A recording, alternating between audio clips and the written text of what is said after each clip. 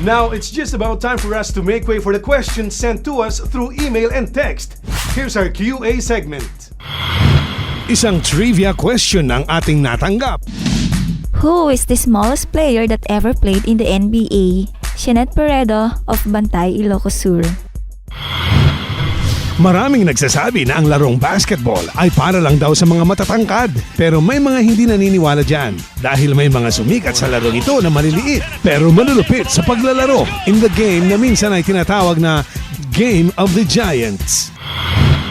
May mga nagsasabi na ang basketball is not just a game for the Giants but also for small men who've got big hearts.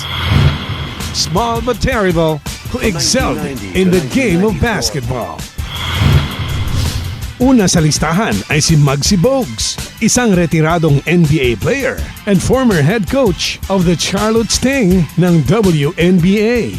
He's the shortest player ever to play in the NBA. 5'3" lang si Muggsy Bogues na naglaro bilang point guard sa 4 na koponan during his 14-season career in the NBA. Naglaro siya sa Charlotte Hornets, Washington Bullets, Golden State Warriors at Toronto Raptors. Naging teammate niya ang higanteng si Manute Bol na ang height ay 7'7".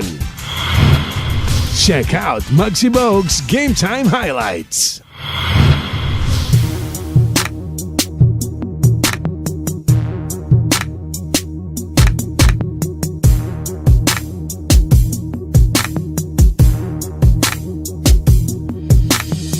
They see me rolling, they hating, patrolling and trying to catch me riding dirty, trying to catch me riding dirty, trying to catch me riding dirty, trying to catch me riding dirty, trying to catch me riding dirty. My music so loud, I'm swinging, they hoping that they gon' catch me riding dirty, trying to catch me riding dirty, trying to catch me riding dirty, trying to catch me riding dirty. Try and catch me right on in the seat, they can see me lean. I'm tense, so it ain't easy to be seen. When they see me ride by, they can see the gleam. I shine on the deck in the TV screen. Ride with a new chick, she like cola. Next to the PlayStation controller is a full clip in my send a jacker into a coma. Girl, you ain't on crazy like Crazy Bone. Just tryna bone, ain't tryna have no babies. Ride clean as hell, so I pull in ladies. Laws on patrol, and you know they hate me. The music turn all the way up into the maximum. I can speak this, try to jack for some, but we packing something that we have for we have it locked up in the maximum security cell. I'm gripping music loud and I'm tipping slow. Twin steady twisting like hit this dope.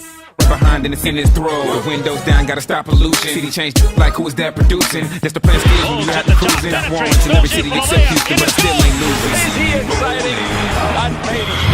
Kung meron kayong tanong, anything about sports, let us know at sasagutin namin sa abot ng aming makakaya. Email us at gametimecore@yahoo.com or join us on Facebook o kaya mag-text sa 0927-505-2783.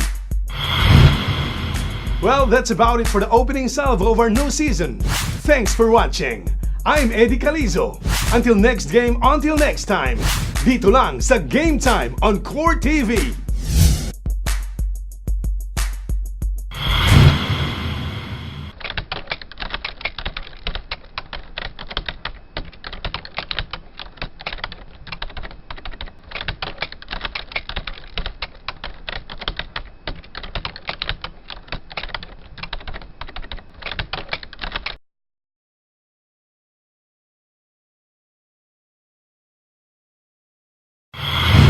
Game Time would like to thank the following: Don Wakis Food Bar and Minimart, Bantay Arcade. Sa Don Wakis, affordable na, may bottomless iced tea pa.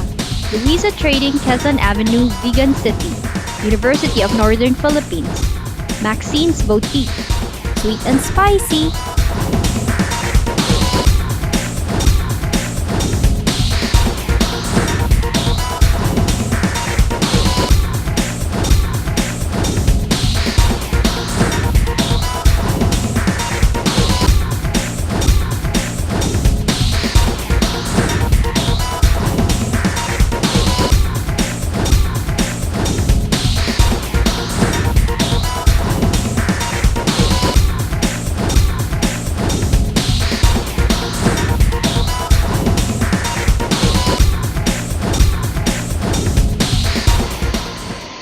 Game over!